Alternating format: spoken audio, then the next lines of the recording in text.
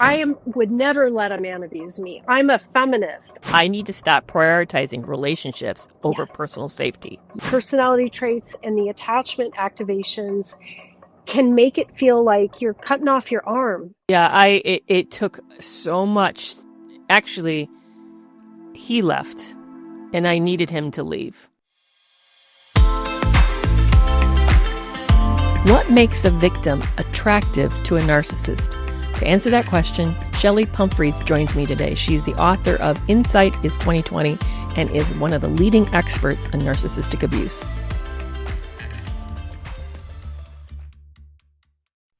Well, Chelli Pumphrey, I'm so glad that you're here with me today. I've been aware of you for a while. I know that you work very closely with Sandra Brown, right, at the Institute for Relational Harm, and that you also have a work of your own called Insight is 2020, which is, I was just telling you off camera how brilliant I think that title is. And what I love about the work that you're doing is you work intimately with survivors, and even that you call it relational harm, which I think is more accurate than narcissistic abuse because it is harmful. These relationships are harmful. So today I want to get into more about why we struggle to leave when we're in these toxic relationships. What happens that makes it so hard to get out? So kind of tell me a little bit about yourself, how you got interested, and then let's kind of move into that direction. Yeah, absolutely. And I just want to say, I feel the same about you. I'm so excited to be here and just honor the work that you've done in this community. And so, yeah, it's good to talk about this. So let's see, how did I get into this? Well, it was professional first. Like I've been a therapist for 30 years, and I've always worked in the realm of domestic violence, and especially through, a lot of specific work with women, sexual trauma. So it's been like the field of domestic violence, let's say, has always kind of been there. But as many of us know, there's sometimes like two different paths that run parallel of domestic violence and then, what we would call pathological abuse with people with personality disorders, aka narcissistic abuse. And those two still need to really become integrated at some point. So I, over time, started realizing more and more through my own education and experience, that there is a separate thing with this narcissistic abuse. And in the meantime, I went through a very long history, not only in my family of having been with a narcissistic step-parent, but also having several narcissistic partners in my life. All the while, I'm working with this and thinking why does this keep happening to me? And I could not understand it. And it wasn't until, I do a ton of therapy and personal growth work, of course, to be in this field, but nothing was getting to the core of this. And it wasn't until I met Sandra Brown and understood or learned about her approach, and especially looking at personality traits and their influence on our vulnerability, that made everything click for me. And that's when the tables really turned, and where I started implementing her teachings into my work with survivors. And that has helped people, including myself, just be more integrated and understanding and why this is so hard. Why are we so vulnerable? And how do we heal from this, essentially? Yeah, in fact, am I correct in saying that Sandra Brown actually was one of the first originators, first people into this topic, identifying there was something uniquely different happening for a lot of people in a less than ideal relationships that was different than domestic violence? Because that work she did in 2014 around pathological love relationships was just phenomenal. Right. Because there was a lot of assumptions we had prior to that. And you still see it in mainstream media, this assumption that the person who gets into a less than ideal, pathological, whatever word you want to call, narcissistically abusive relationship is just a person who picks poorly. We say to them, do better, pick better. Mm-hmm. And we don't realize that there's something going on behind the scene that is much more insidious and actually very dangerous. And that this is a different situation. Yes, domestic violence is an issue, but this is it's similar but different. Can you say more about that? Yes, absolutely. And yes, Sandra was the one that really started looking at this. And, what's been very traditionally shared in this world of domestic violence is that people who are abused are codependent or picking bad, like you said, and there's kind of this victim blaming kind of energy with this. And Sandra started looking at personality, because here we are looking at the personality disorders of people who abuse in this way, but we weren't looking at the personality traits of the survivors that were getting hurt by them. Right. And so she did a research study with Purdue University where they identified what we call the super traits, or two certain personality traits that make, and this research was done on women, so I'm going to just say women, but it makes women more vulnerable to this. So, I'm going to share kind of a synopsis of her work on that and how it kind of answers your question. And then I'll also share some of my work on attachment styles and how I believe it also plays into it, because I think they're both a big part. So just like a little tiny, like a snippet of what it means to think about what personality is. We all have a personality style, and this is one of the most widely researched aspects in psychology, is our personality traits. And some therapists have a smidgen of information about it and just kind of don't think much about it. And some people do a lot of work on this. Essentially, our personality comprises who we are. It's our traits, our values, different characteristics, and it's kind of how we show up in the world. And what we know is personality, it's fairly stable throughout our adult lifespan once it's kind of found its formation. And typically what we know is that personality tends to be pretty stable from our 30s on. Mm-hmm. And so what that means, and if we look at, first of all, a narcissist, for example, when they have a personality disorder, which is narcissism or sociopathy or psychopathy, something like this, the chances of them changing when your personality is pretty stable are pretty slim. Now, there's a lot of other reasons why people with personality disorders don't change, but I'm just kind of encapsulating that in a basic understanding of personality. But what is also important to know is that as survivors, we also have these personality traits that are pretty foundational to us and are pretty unlikely to change. So the thing that kind of collides here when we think about this idea of codependency of like, well, you don't have strong boundaries, you're getting enmeshed, you're losing your identity in this person, you're a caretaker. Well, why are we codependent, right? That doesn't, if we're focusing on that and it's our personality that is kind of with us for our whole life, well, it's going to be really hard to heal that away. It's just not going to happen. It's who we are. So what Sandra found in this research was that there are two super traits. One trait is agreeableness.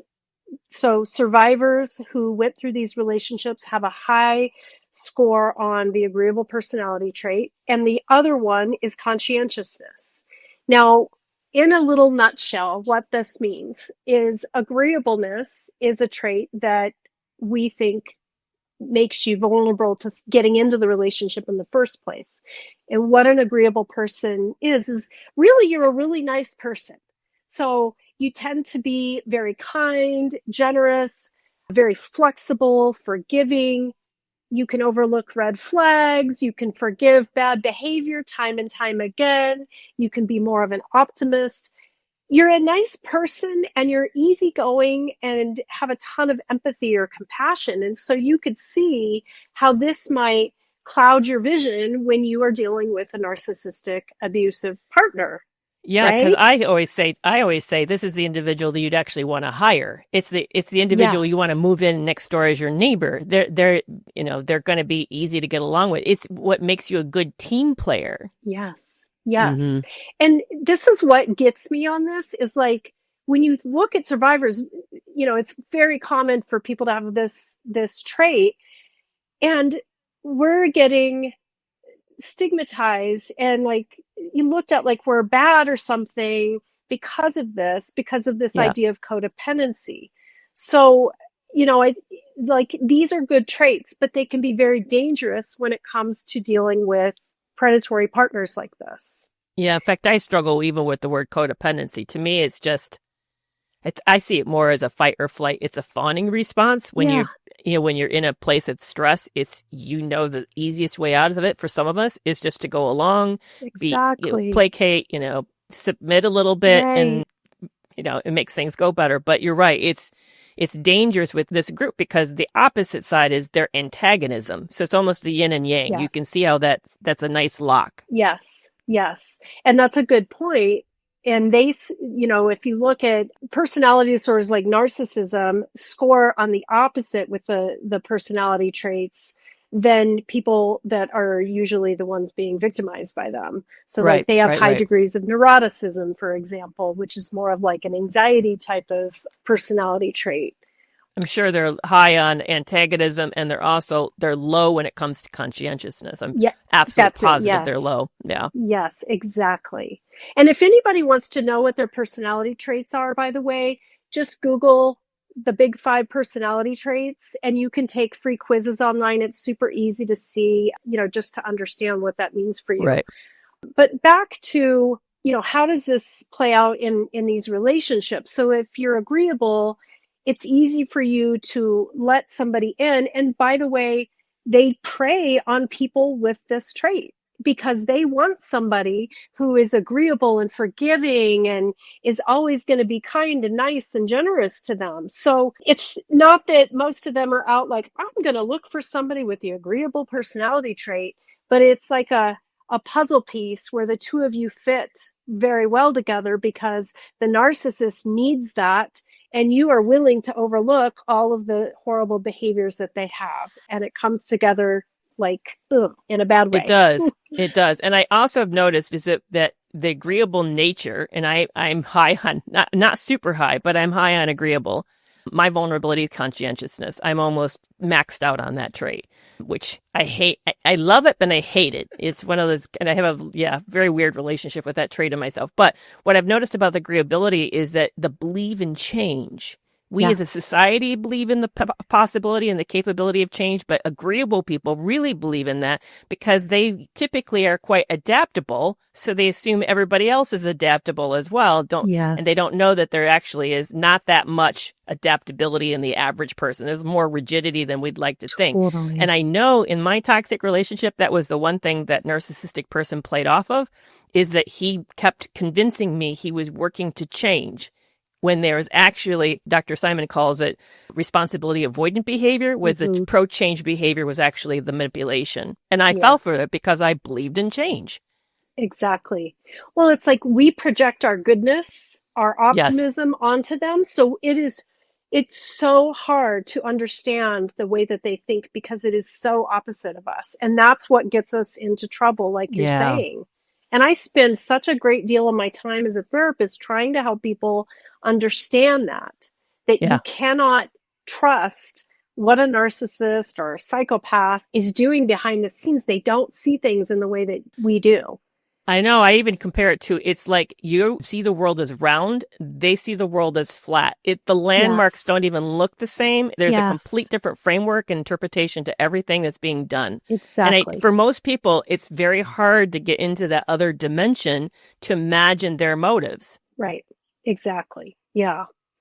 Yeah. So let's talk about conscientiousness for a minute. So I'm high on both. So I feel you when you're like, I have a kind of a love-hate relationship with conscientiousness. And part of it is that conscientious people can be kind of type A, like very organized, very efficient, very like kind of have to do things by the book sometimes. So there's a high degree of like, goal-oriented, success-oriented values. You have a lot of high values and integrity and sticking to your values.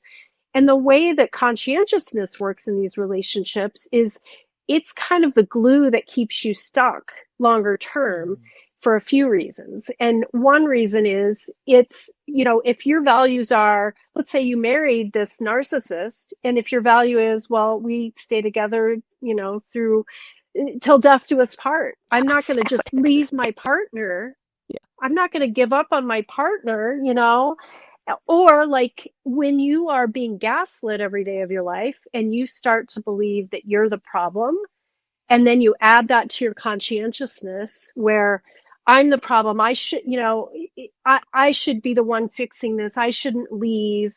There can be this really complex web of how we get stuck in it. And, conscientiousness is a lot about kind of our self-concept and how we want to be in relationships and just in the world in general. And so there's a lot around that makes it hard to leave. And the other part, and this is really after you've been in a relationship longer term and have had more severe abuse over time, is that we start to develop cognitive dissonance. Well, let me say cognitive dissonance, I know you've talked about it. It's this confusion over, is this person good or bad? Or is this relationship abusive or healthy?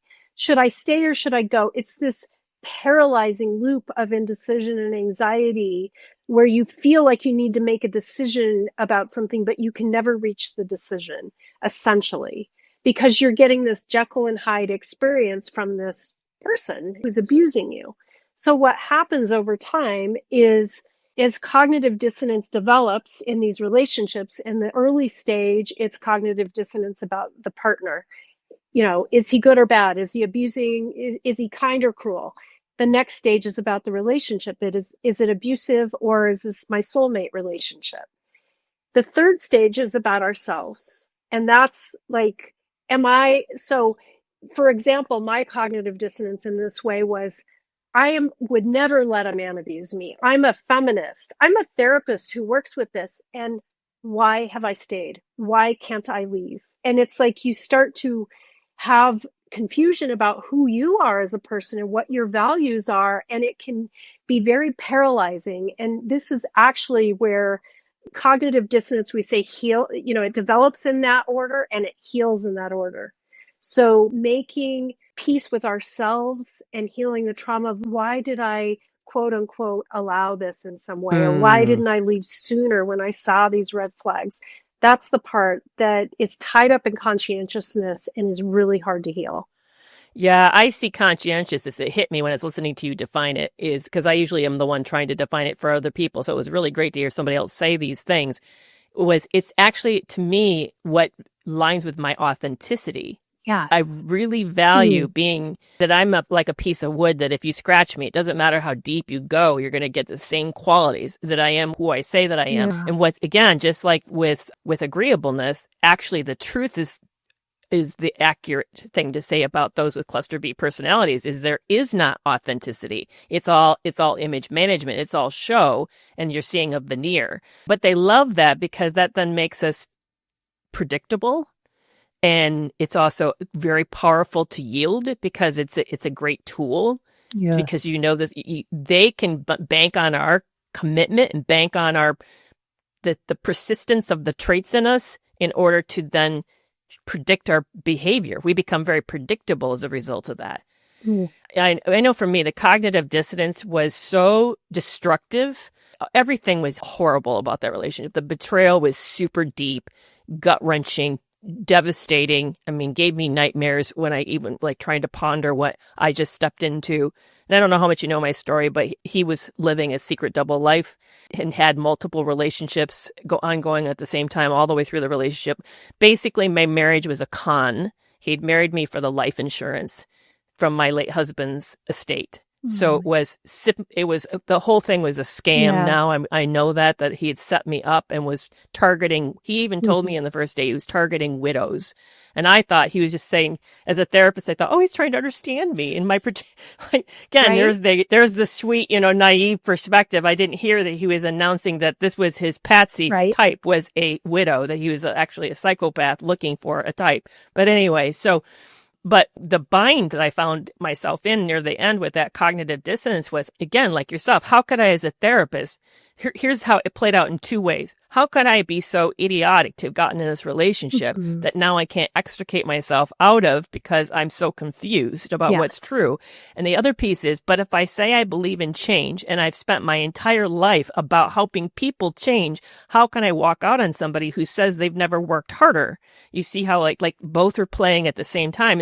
I couldn't get to the level of seeing the truth. This person is using me. They're manipulating me. This is exploitation. This is not, I mean, all of that is just garbage. But it took some devastating revelations for me to sort of get to the place of saying, I'm done and that I deserve more and better. But you're right. And the healing has been grappling with that dichotomy. Yes. Like, how did I get into that? Yes, that right there. I mean, you just said it. I'm like, yes, very similar feelings as therapists, especially, but it doesn't matter if you're not a therapist, because I think the way that we can share this is parallel to how everybody in these situations, experience. It's just different details. You said something that's super powerful that made sense to me. Just another click that I had was a lot of, because I work with members in a private membership, but I also work with people on online group coaching. And what I've noticed is that there's almost like, it's not actually literally agoraphobia, but there's this form of like our world, the survivor's world, interactions with the world has gotten smaller, that we've shrunk our interactions. Yes. We don't like to do new things. We don't like to meet new people. We don't tend to include new friends. We're reluctant maybe even to date. And I think it's back to this cognitive dissonance stage, the last part, which is how could I have gotten myself into that? I betrayed myself. So now I don't really trust myself because I'm afraid I'm going to do it again. And so that's just my thought. I wonder what you think of that we literally like shrink our worlds down to keep it to what we know so that we can keep it ourselves safer. Yeah, I mean, I think that's very accurate, but there's also some research from Sandra and Purdue's work that might speak to that. So there was a third trait of harm avoidance, depending on which personality testing you look at, openness or harm avoidance. So one thing they saw was that often survivors come in with high degrees of openness or low harm avoidance, which means you're more open and curious, and you might be a little more adventurous or a risk taker and a little more free in the way you do things. But because of the trauma, we believe, and the isolation that is, that happens when you're being abused. And then this part that you're talking about right here, the shame, the cognitive dissonance within ourselves. At the end of it, or, as things progress, we become very high in harm avoidance and low in openness. So we become afraid to take risks, or afraid to be curious. Like we lose this part of ourselves from the trauma and what you said. So there is some evidence to show that as well. That's fascinating. Yeah. So you said that your work has been more in attachment, and I know that's another big fascinating area. So how does that weave in to impact what's happening in these relationships? Yeah, I think attachment is huge. I mean, that's always been a big focus of mine as a therapist. And what I have seen, I mean, I'm going to just do a brief synopsis of attachment, because that's just a whole other conversation, as you know. It is. But essentially, there's, a secure attachment is where we have a healthy attachment. We believe relationships are safe. We had our needs met in loving, safe ways as children. Anxious attachment is where we had kind of hot and cold parenting, where sometimes our needs are met, sometimes they're not so much. And what we crave with anxious attachment, or what we fear, is a fear of abandonment. So we crave closeness to whoever our attachment figure is, which might have been mom or dad or caregiver, and then it transfers into our relationships. Avoidant attachment, we don't get our needs met well at all. We kind of shut down and go inward for protection, and it's better to rely on ourselves. And we learn people are not trustworthy. So as adults, very commitment phobic, very, struggle with feeling engulfed by relationships and intimacy, so they can pull away. There's also a fourth form of disorganized attachment, where we live in a very scary or traumatic environment, where you can kind of on the surface look a little bit avoidant at times, look a little bit anxious at times, but really it's when I reach out, people feel unsafe and I freeze and in fear of attaching. So that is my hopefully 1 minute or 2 minute synopsis of attachment. So in my work, what I have seen is the majority of women come either into the relationship with an anxious attachment or they leave with one. Also, disorganized seems to be in there too. So I started doing research on this to figure it out. Well, you can't find research on narcissistic abuse or pathological love abuse, but you can find some research on intimate partner violence and attachment. So it did confirm that they do see that people with anxious attachments have a higher degree of vulnerability to getting into these abusive relationships, and that that's the attachment style that is more common at the end of these relationships. Interesting. Yeah. I did know attachment styles are highly fluid. They're always changing and grow because, in fact, I was a part of a research study for an attachment theory, and it was a longitudinal study over, I think it was 2 years. And they measured every 6 weeks my personality traits. So they were looking at the big five. Yeah. That was one of the tests I constantly took. And then they were asking me key questions about the key people in my life. Now, the interesting thing is that was in the window where my late husband had just passed away. So I was in that big transition of trying to sort out my life, like who is in my life, who is going to be in my life, and what, because when that happened, it shifted everything. I mean, my social world support system changed, my work relationship with myself changed. I mean, everything changed. Yeah. So yeah, it was fascinating because what it did was over that period of time, you could see literally it move. Like I might be withdrawn from a key person in my life and my family, but I might get really close to a friend and be very secure. But you could literally watch those metrics move depending on how that relationship was playing out. So it's fascinating to hear that victims' sense of connectedness changes based on that trauma, that betrayal that they've experienced in that relationship. Right. Yeah, and I think there's a lot of things that please stop me if I go too far in depth on this, because this is where I can get a little nutty and go down some rabbit holes. But with anxious attachment in particular, I believe this is part of what we see as a trauma bond and cognitive dissonance as well. So one of the important things to remember about anxious attachment, I kind of said this before, is that proximity trumps safety. So being close to your attachment figure, aka your partner, is more important than feeling safe. Yeah, because lately I've been saying, it's so wild you say this, Chelli, because lately my statement has been, I need to stop prioritizing relationships over personal safety. Yes. Which is exactly what you're saying. Right. You're saying that because we all know that this is a key piece in gaslighting, and Dr. Robin Stern talks about this a lot. For gaslighting to work, you have to feel the threat of the disconnection, and then you willingly give up your perception in the sake of the relationship. Exactly. Because the disconnection is being threatened. I'm going to pull away if you don't buy my interpretation. So we go ahead and submit to it, even though we know there's something kind of wonky about it, or it makes us feel really crappy about ourselves. Exactly. And, what happens, in anybody that doesn't have a secure attachment, well, it depends on what your style is, but usually anxiously attached people will feel it's a body reaction. It's to me, it's like it's part of your nervous system. It's part of a fight or flight type of response when your attachment system is activated. And if you are feeling the fear of abandonment, and abandonment can be real or it can be perceived. So some of the things that happens that can kick that off, that fear of abandonment with an abusive partner, is a disagreement. Yeah. You say the soup is too hot, and they say, no, it's lukewarm. That can trigger you. Like it could be something so benign, but the silent treatment, a huge, horrible, argument, all these things keep you constantly triggered.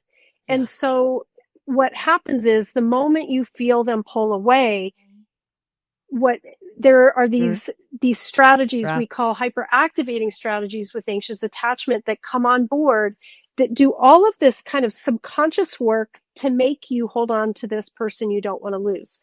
You idealize them.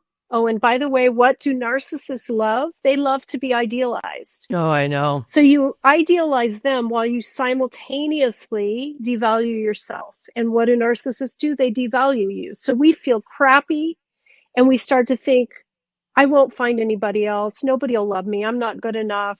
This is the only person that's going to love me. Like all these mind games that we kind of play, and it kind of just artfully combines with all the abuse we're experiencing. And it'll make you not be able to think about anything else. You might feel like you don't have an appetite. You can't sleep. You're anxious until there's a reconnection with your partner. Exactly. Right? Exactly. And the love, the highs and lows, the cycle of abuse where we have an abusive moment and then we have calm and we go back into it. That is like the glue that creates this trauma bond with this kind of attachment stuff. Yeah, because what you just said is basically when we reconnect, it actually serves as sort of a regulation. Yes. We feel soothed. Exactly. Even though, because proximity trumps safety. Yeah. Isn't that scary? It is, because it's really what we're saying. And this is, I hope people are hearing this in the right way. None of us are saying this is a conscious process. Yes. This is all unconscious. This is the way our hard wiring is actually being weaponized in a way against us, Yes.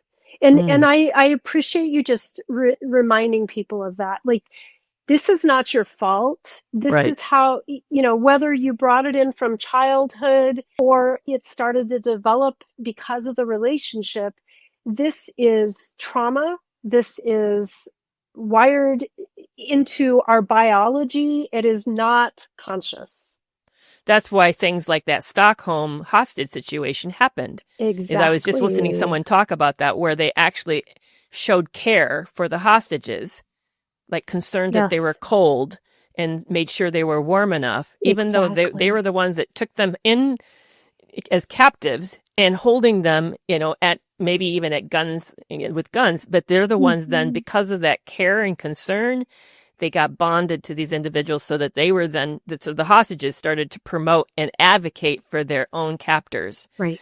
This is something that, like I said, it's a psychological process that's being activated and then used in the benefit of the one who's being abusive. Yes, exactly. Isn't it just mind-blowing? It really is. Yeah. Back to what we haven't really talked about, and I know our time is really short, and you and I could talk forever about this, I could tell, is that this is why it's so hard to leave. Yes. It really activates the fear of it. We're actually, like, in a way, stepping into our own dysregulation. If I leave and I can't have that connection, I've got to face all the things this relationship stirs up in me, all the unconscious, painful pieces, as well as the grief of the relationship, as well as even our hopes and dreams that we had about the relationship. I mean, it's so much that gets dragged in that makes it really hard to leave. Exactly. It is. I think many of us go through these periods where we almost experience gaslighting and a lack of support from our family or friends who don't understand. And they'll say, well, why don't you just leave? Yeah. And it can feel impossible to do it because there is so much trauma that has occurred. And we're just talking about the personality traits and the attachment piece here. We haven't even, that's all part of the trauma, but we haven't even touched on the actual PTSD type of stuff that comes into these relationships as well. Right. But these two things, between the personality traits and the attachment activations, can make it feel like you're cutting off your arm to leave. Like, people will not understand it unless they've been in it. Yeah, it took so much. Actually, he left and I needed him to leave. Yeah. And I don't know if I tried once and then it didn't work. He'd come back and couldn't say no. So I really needed him to discard me for it to be and I saw the moment coming, and I knew he wouldn't stick around because he doesn't have the maturity to be able to handle I don't know if you know, my son was diagnosed with leukemia at the end of the relationship. And Kerry, so it brought me sorry. home, which is great because I was out of the country, which I needed to be back in the country around family to have stability and safety and even a language, shared language. I was so at a disadvantage in the other country. But I knew that the demand, because my late husband died of cancer, I knew I was stepping into, and I knew this guy had not the bandwidth to do what was about to be required of close family members. Yes. And literally within, between that and then finding out more about the level of betrayals that were happening, he was gone. Within 2 weeks, he was gone. And it was like, Right. thank you. I needed Right. this. I needed this ending to come. So when people tell me I don't know how many people say this is 100th time, this is the 1,000th time. I get it. I get it. I don't know if I could have, honestly, had he not been the one to do it. Yeah. And having that discard, even for you, there's a sense of relief there.